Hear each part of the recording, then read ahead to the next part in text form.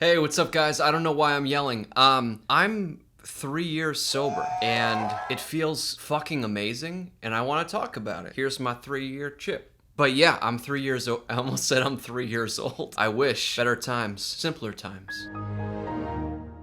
It's been a long journey. I've done a lot of things in my life. I've worn many hats. I said that a lot like Norm Macdonald. I wear a lot of hats. You know, it takes years to obtain your pilot's license. It only takes a couple of moments to steal a pilot's jacket and hat. I want to talk about this journey that I've been on, getting sober and making art, but then also helping people, especially people in sobriety. And I had no idea that's where my life would take me. Whoa. I never thought I could stop drinking for one day, let alone 3 years, but here I am.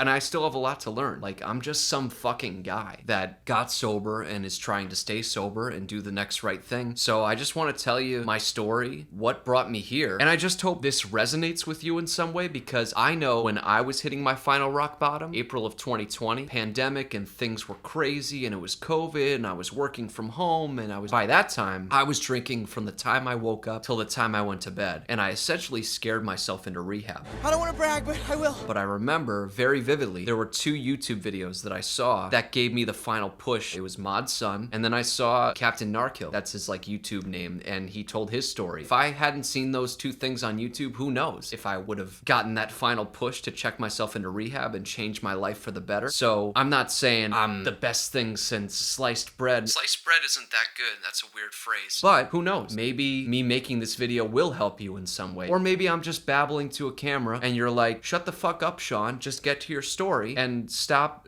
being a dingus. And my answer to that would be, okay, King.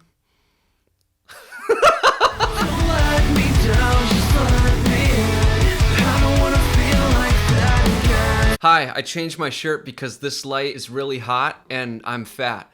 And Leon's getting larger. So if you're just joining me on YouTube, if you stumbled upon this video, welcome. I sincerely hope that this helps you in some way. If you're in recovery or you're thinking about getting sober, that's why I'm making this video. If you're familiar with my channel, I actually made a video when I hit 1 year sober, 2 years ago now. So if you want to go back and watch that, I'll put it in the description. So my name's Sean Leary, and I am an alcoholic and an addict, and I know that for a fact. The reason I know that was because on April 18th of 2020, I began my journey. I was working from home, height of COVID, and it got dark. You can abuse alcohol like a drug if you're an alcoholic, and that's what I did. Alcohol is the most socially accepted drug. You see it all over. If you're watching a sports game, there's commercials for beer and alcohol every 2 seconds, and it's so socially accepted, especially in my 20s. When I got out of college and entered the working world, I moved to Boston, and many of you know, or some of you may not, I went to college for TV and video production. I have a Bachelor of Science from Ithaca College, which is about as useful as a gift card to McDonald's. I didn't know that at the time, though. I thought it was cool. You know, you enter the working world and everything is like drinking culture, and between the age of 22 and 28, I worked in the TV and video production industry behind the camera, specifically in TV news. So I got that going for me, which is nice. And when it was cool, it was really cool. Everyone was like, wow, Sean's really got it figured out. And it's like, from the outside looking in, sure, and there were some cool guests that we got that came to our studio. I have a lot of great stories from that time, but it's also one of those industries where you're on the clock 24/7, and I could tell you even more stories about how it was fucked up and how I was deeply unhappy and just drinking over that. It's not what I wanted to be doing. I would come to find out what I really wanted to be doing was making music and expressing myself creatively as an artist, which I was doing on the side, but I wasn't where I wanted to be. I wasn't consistent enough with it. Then I would drink over that. So it's like you are not happy with where you're at in life, so you drink over it, but then you drinking over it is making your life worse. So it's just this vicious cycle, and it fucking sucks, and it's tough to get out of that cycle. But thankfully I did. Ever since I was a little kid, I never felt like I belonged anywhere. I always felt like kind of an in-between kid. It'd be a lot cooler if you did. And a lot of addicts and alcoholics I talk to have that similar story. Growing up, I always gravitated towards being creative, entertaining people. Since I was a little kid, I would like sing, perform for my family, act out things. I'm very good at memorizing lines from movies, song lyrics, and melodies. It goes into my brain and I just retain it immediately. Making people laugh, making people happy. It was an approval thing. It was like, look at me. I don't feel good about who I am. Let me show you how much talent I have. Let me show you. And then that will fill that void. That will make me feel like I deserve to be in the room with people. I'll attach all of my self-worth to being talented and entertaining people. Otherwise, I'm not worth anything. It's so weird to think back on now. Hi, I changed my shirt again because of the hot studio lighting. I'm a fat fuck. I've always been very passionate about being an artist and expressing myself creatively. That was where I kind of found myself, but it was also coming from a place of deep insecurity. And that's not healthy. You should just be making art for the sake of art and because you love it and because it's your passion, not to get approval and like people to validate you and tell you that you're worthy of like being on this planet. There's a happy medium to be had there. I don't think I had it early in life. Thank you. I went to film school. While I was there, I started doing stand-up comedy. My junior year, I remember I came in second place in a competition, not just at Ithaca College, but all of Ithaca, and I was very proud of that. By the time I hit my senior year, I was starting to get paid gigs off campus. And you want to be my latex salesman? A big theme of my life is I'll be like just on the cusp of success with something, and then I jump ship. So with stand-up, I was afraid of success. I was afraid of taking the next step to like further my career and actually give it a fair shot at being a stand-up comedian. I didn't think I had what it took, and I didn't think I was talented enough, and I had all this negative self-talk, and my drinking played into that. Going to film school and wanting to be a director, and then kind of changing my mind on that, doing stand-up comedy, thinking I'm gonna be a comedian, changing my mind on that, then getting really into music, which I've been doing ever since. So I started making music in 2011. I've started releasing my own music as a solo artist, and I write lyrics for other people. I get paid sometimes to do that, and I've gotten some really cool credits where I've written lyrics for someone and the song ends up getting like 50,000 plays on Spotify. So I've actually started to find some success with my creativity, and I'm a big believer that that would not have happened if I didn't get sober. I had to get sober and have that clarity and work the 12 steps and do the next right thing to actually have success as a creative and as an artist. But let's go back for a second. I never felt like I belonged. If you had seen my crew, the crew I was running with in high school at the lunch table, if you were a fly on the wall for that, you would be like, this is the most random collection, the most random assortment of people. Like, one of my buddies was selling Monster in the mornings. He would go to Mobile, get a bunch of them in like a grocery bag, come to school early, hang out in the cafeteria, and he was basically like running a drug operation, upcharging Monster energy drinks to the youth. So that was one of my friends at the lunch table. Then I'd have another friend that's like a jock on the football team that just took a liking to me, where he's just like, hey, what up, Leary? And then all the rest of my friends are like really into filmmaking like me. Have you read, I got my hands on a copy of Amazing Spider-Man from 1963 that was written by Stan Lee and the drawings were done by Steve Ditko. Was able to find a copy and they were quite expensive. And like, that was like, I was a dork. I was reading Amazing Spider-Man comics and like Batman graphic novels, but I was also friends with people on the football team. So it's like, where do I belong? And most of my friends in high school were like either in band or theater, but I didn't do either of those things because I was too nervous to like put myself out there in that way. I was just some guy that always had a video camera in his hands and was always like, I'm gonna be a movie director. I'm 14. And people would be like, all right, dude. But I was fucking weird. I was a weird in-between kid, and that continued into college. Like, I was a goody two-shoes, so I didn't have my first drink till much later in life, later than most people. So because I was a bit of a late bloomer, I think later on down the line, when I graduated college, I landed a job in Boston almost immediately. I'm 22 years old. I'm a late bloomer. I was late to the game on like drinking and partying, so I need to like go to fucking 11 to make up for lost time, which is bullshit. It's bullshit. My addiction progressed in hindsight quite rapidly because I checked myself into rehab at 28. And by that time, I had gone to the hospital for alcohol poisoning twice. I was afraid that I was going to die in my sleep because I was having literal alcohol withdrawal. I was alone in my room towards the the end, drinking a bottle of Jack Daniels just to fall asleep, and that's not even sleep, that's just passing out. Then I'd have another bottle of Jack Daniels underneath my bed to wake up in the morning to not have the shakes and a hangover and delirium tremens and full-on alcohol withdrawal. Like, this is how bad it got at the end. And it started with me being like, I'm a goody two-shoes, and I just had my first drink at like age 19 or something like that. Like, I was late to the game. I was a late bloomer. The first time I drank was at a house party, and like everything went so well. There was this girl I had a crush on, and the whole liquid courage thing. I only had 2 beers because it was the first time I ever drank. I'm at like some fucking house party, and there was this girl I liked, and I worked up the courage to dance with her. We ended up kissing, and it was like, oh, I found it. The answer to all my problems. It's alcohol. And I think I chased that ever since. A lot of people have that story, and then you're just chasing that for the rest of your life. That first drunk or that first high, and that's deeply sad. So deeper issues. I also want to talk about when you're trying to entertain people, there's this fallacy that I'm better when I'm drunk or high. I'm better at performing, especially when I was doing stand-up. I did a semester in LA when I was in college. I was there for a whole summer. Every day for a summer.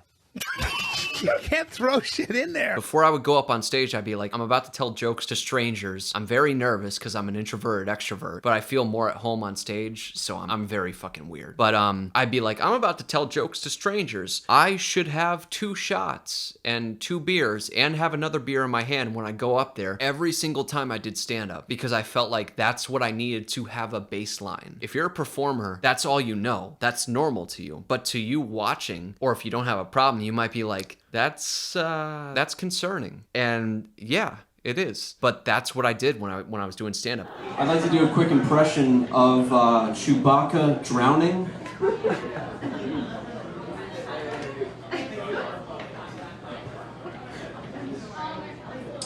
Help.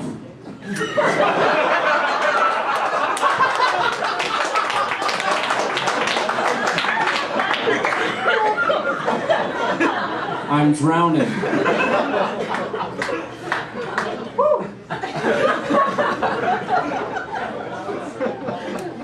Life is one big party when you're still young, but who's gonna have your back when it's all done? It's all good when you're hippie-eyed penetration. Tell me a fool, son, what am I on the run? What am I behind most attention? She may not be behind most attention. She was there through my incarceration. I wanna show the nation my appreciation. I wrote that.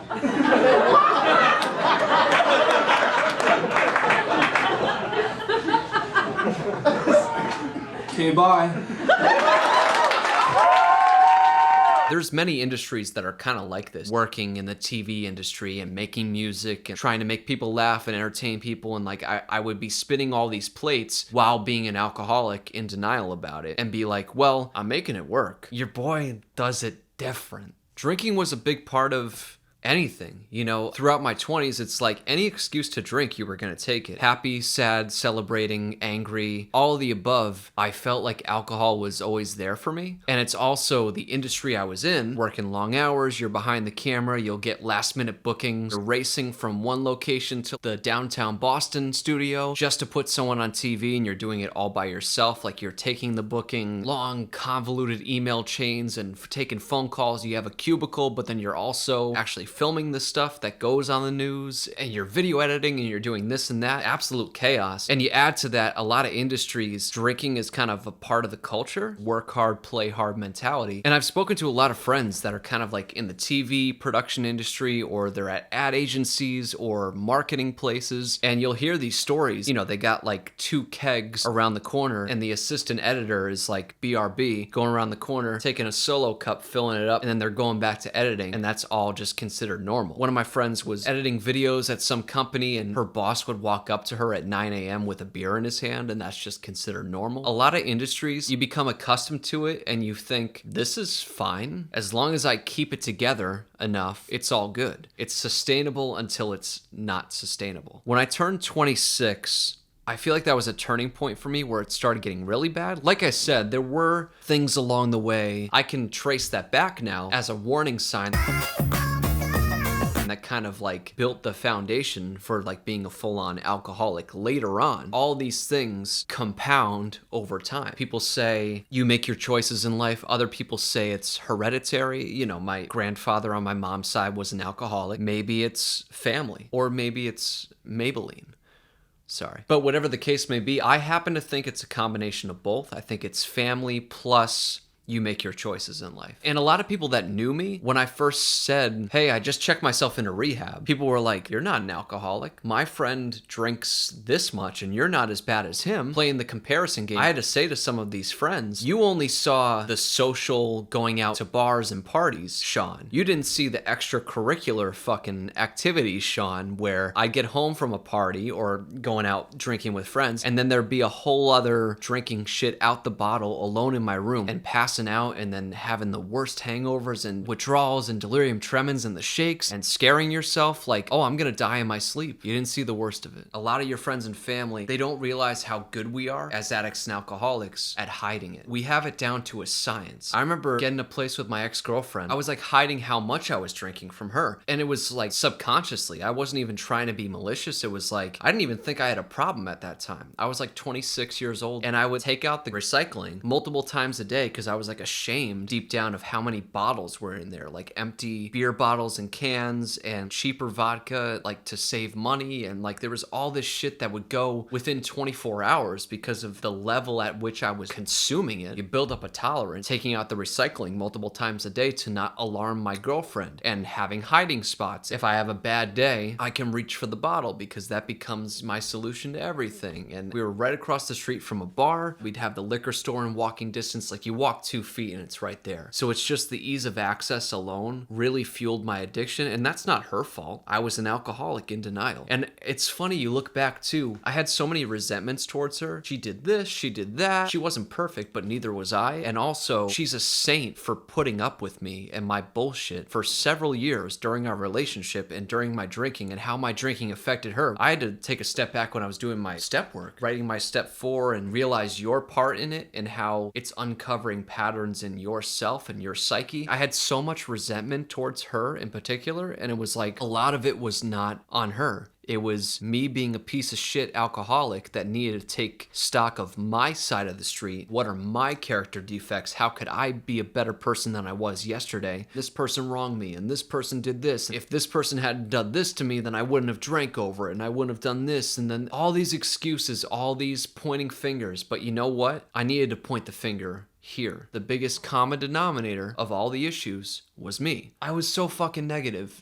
during my 20s, during my drinking, because I was deeply cynical, pity party, woe is me. Oh yeah, of course this happened because it's me. I don't want to be that person anymore. And I'm not that person anymore. I haven't been that person in 3 years. It's not just about putting down the drink and the drugs. It's about changing yourself for the better. That's only a symptom of the problem, the drinking and doing drugs, to the problem that's right here. They say the ism of alcoholism, that ism, before you ever pick up that first drink or that first drug, you have the ism. And the ism to me is we don't feel okay with who we are inside. We don't feel comfortable in our own skin. So we use alcohol and drugs to get outside of ourselves, to numb ourselves, to be better with women, to be funnier, navigate social situations and social anxiety. And like if you're using alcohol and drugs to help that, it will help you for a while. But if you're an alcoholic and an addict, it will blow up in your face eventually. And then when you do go and get sober and start working the 12 steps, you have to figure out how to navigate life without drugs and alcohol. You've basically stunted your growth emotionally and mentally. I have to learn what I should have learned at age 21, at age 28, to be mentally and emotionally mature and navigate my feelings. They say the biggest consequences when you're in the thick of addiction are jails, institutions, and death. Like I should have gotten a DUI many times. The reason I never got a DUI during my drinking is not because I was responsible, it's because I got super lucky. For me, it was the fear of death thing. Unfortunately, that's what it took. I was drinking to such a degree that I was like afraid for my life. I thought I was gonna die in my sleep. I was having withdrawals, really serious alcohol withdrawals, and like I said, delirium tremens, the shakes. I went to the hospital for alcohol poisoning twice during my addiction. addiction, drinking things out the bottle alone in my room, and you know, it's ooh, and here's the biggest thing I was gonna say. It's not like you get sober and all of a sudden everything is sunshine and rainbows for the rest of your life. That's just not the reality. To illustrate that, let me tell you everything I've been through since getting sober. We lost our family dog, golden retriever named Molly. Right before I was starting my new job in recovery, I lost my friend Fike to an overdose. You know, losing a friend to this disease is really tough. You know, bad things have happened since I've gotten sober. I didn't have to drink or get high over it though. Bad shit still happens. It's still life, but my attitude is different. My outlook's different. The fact that I work the 12 steps and I help people, and when shit goes sideways, if I'm having a bad day, when shit hit the fan, issue still a fan. I write an inventory about it. I call my sponsor and read it off. I meditate every morning when I first wake up. I pray. I read the daily reflection. I go to meetings. I help people. Like I do all these things even when things are going well, so when shit hits the fan, I'm prepared and I have the tools.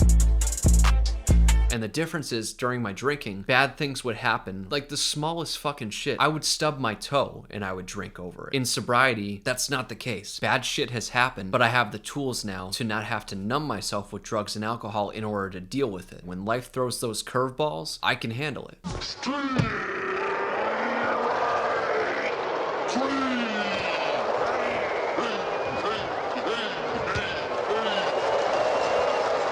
If you're just getting into the rooms of recovery, service work takes many forms, right? You could lead a meeting. You know, once you hit 90 days, you could start leading meetings and telling your story. I love doing that at a lot of the meetings I attend. You could show up early and make coffee, get there early and set up the chairs. You could stay late and break down things. You know, you want to be the person that gets there first and leaves last. If you put all of yourself into it and you actually give it a chance, you just have to want it. And I can't make you want it. I can't make you want recovery more than you. That's called motherfucking bars! You have to determine for yourself, do I have a problem and do I want to do something about it? I had my first panic attack when I was 26, realized it was because of alcohol abuse. Once I got sober and I started meditating and doing things to take care of my anxiety, I really don't get panic attacks anymore, ever. The occasional uneasiness, the occasional anxiety, it was literally because of alcoholism and alcohol abuse. That alone should make you want to quit if alcohol is your drug of choice, or if it's negatively affecting you in that way where it's like health issues. That alone, I'm getting too old for this shit. Like, the party's over. The party's fucking over. Don't get it twisted. It's not like party's over, I can't ever have fun again. No, the drug and alcohol party's over. You can still have a lot of fun in sobriety, and I do. I laugh at dumb shit. Literally recently, a buddy of mine that's also in the program, he's in LA, I'm back here on the East Coast in Boston. We spent like a whole afternoon doing voice memos back and forth and taking iPhone videos where it was like just rapping like modern day Eminem about household items. Just finished the salad, might record a rap ballad and fuck around and bam, bam. Yo, fuck these window blinds. Fucking my day up every time. I want some sunshine, but it's a damn building. I don't even know what to do. I want to get some Sprite, that lemon and lime. Emergency, she's a bitch to me. She takes dick for free, call that vitamin D. So we were going back and forth for like 3 hours straight doing Eminem impressions as like 20 and 30-year-olds, crying, laughing. To me, that's what recovery's about. I laugh at fucking dumb shit. It's about building a better life, not being a boring, normal asshole. I'm an asshole that got sober and is trying to help other assholes. It's deep, but it's also not that deep. Deep, very deep, very deep, very deep. The ocean is deep, much deeper than you think. Let's talk about what it's been like since then and why I advocate for recovery so much, why I go so hard in the paint for it. Because once I got sober, the dust kind of settled and I was still working at that video production job. I realized I didn't want to be doing that anymore. It was a toxic environment, both the company and the industry, I believe. So I did kind of a ballsy thing. I put in a 5-week notice with nothing lined up and just trusted in my higher power that, you know what?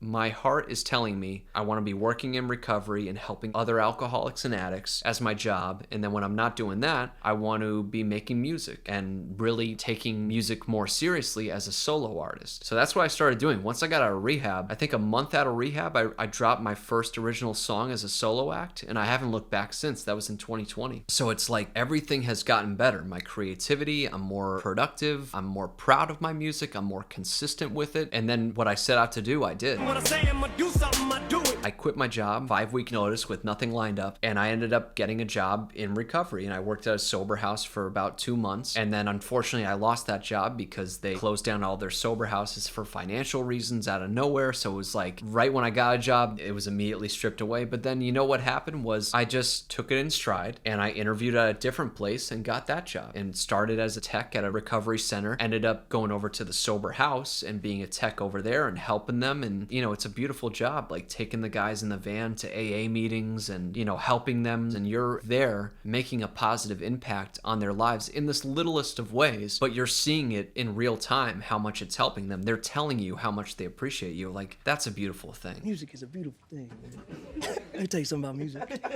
It's beautiful. Because of my recovery, I was able to do that and make music I'm proud of and do all these things and help people in recovery. And I look back and it's like, holy shit, I was working in the TV industry for 6.5 years, hating it, being miserable, drinking over it, thinking I could never picture myself not drinking ever again. And then going from that to checking myself into rehab, then going into the recovery field and helping people and shit. Like, I didn't picture any of this for my life, but I love it. A lot of recovery is about balance. You got to do the right things. You got to wake up in the morning and pray and meditate and read the daily reflection and write some inventory, read it off to your sponsor, help people, hit a certain number of AA meetings per week. Like, all these things are good. It's good to have structure and routines, and it keeps you honest and it keeps you working your program one day at a time, because that's all we have. I have 3 years sober, but I do it one day at a time. You have these structures and these routines in place, and that's all good shit. But it's also, you got to have a little fun too, and sometimes you got to let your hair down. You can't be so fucking rigid all the time. Like anything in life, there's a balance. So it's like I have my fun too in sobriety. God knows I'm not perfect with it. I've made a lot of mistakes. I've had a lot of missteps, but it's like, you know what? I try my best on a daily basis. That's all we can do. I think the biggest thing is I've just stepped up a lot more in terms of service work, and like I lead a lot of AA meetings and I like tell my story whenever I can. You are special, you are worthwhile in your own ways, but then in the same breath, you're just some fucking guy. I'm just some fucking guy. I just wanted to explain to you my experience, strength, and hope. My one wish is that it helped you in some way. And if you think you have a problem, pick up the phone. I remember literally the night that I decided to get sober, I called up a buddy of mine that was in the rooms of recovery, and they like invited me on several Zooms because it was like the height of COVID. So a lot of recovery shit was over Zoom, and it still is. Like, that's one good thing that has carried over from the pandemic. Like, if there's one good takeaway, a lot of amazing recovery things have sprung up from that. There's a lot of great Zoom meetings with people all around the world. There's recovery communities, Discord servers, and YouTube live streams. Like, I remember when I was first getting sober at the height of COVID in like 2020 and 2021, I was like just getting out of rehab. Everything was online. Everything was over Zoom. Like Sober James, that community helped me out quite a bit. Recovering Addicts, that community, the live streams, the Discord server, like how many friends I made and like how many friends I still have to this day. Just so many great people, great fucking people that are inspiring. See if there's a good AA meeting in your area, because AA is free. You don't have to put, you don't even have to put $1 in the basket when it gets passed around. Just find an AA meeting near you and see what it's all about. It might help you. It may be a step in the right direction. It may be what needs to happen. If Slim Shady said it, Slim Shady meant it. I'll throw a stroller at you with a baby in it. Oh, so disrespectful. But yeah, that's pretty much it. Beyond that, I have a new original song and single, which is ironically about addiction and recovery and kind of the helplessness of addiction. It's called Relief, and it comes out May 5th. It's featuring Beck Hallcraft. She's an amazing, amazing artist. And then also Multi-Season, who's kind of an up-and-coming emo rapper. He's really, really fucking good. He's gaining a lot of traction for a reason. He's making good shit. So he's on the track too. Once again, it's called Relief. It's going to be streaming everywhere May 5th. It's written from the perspective of myself during active addiction, in that helpless state, in that vicious cycle. And I want to reiterate that it can and will get better. You can escape from that vicious cycle of addiction and come out the other side with a better perspective and being a better person. You really can. What else? My OnlyFans is... No, I'm just kidding. Give it time. But I just want to thank you guys so much. And that's my recovery story, and that's all I got for today. Thank you guys.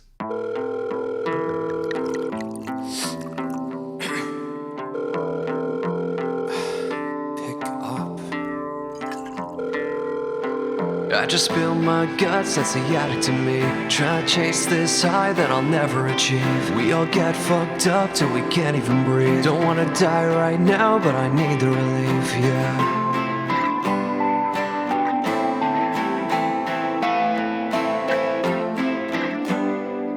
Don't wanna die right now, but I need the relief, yeah.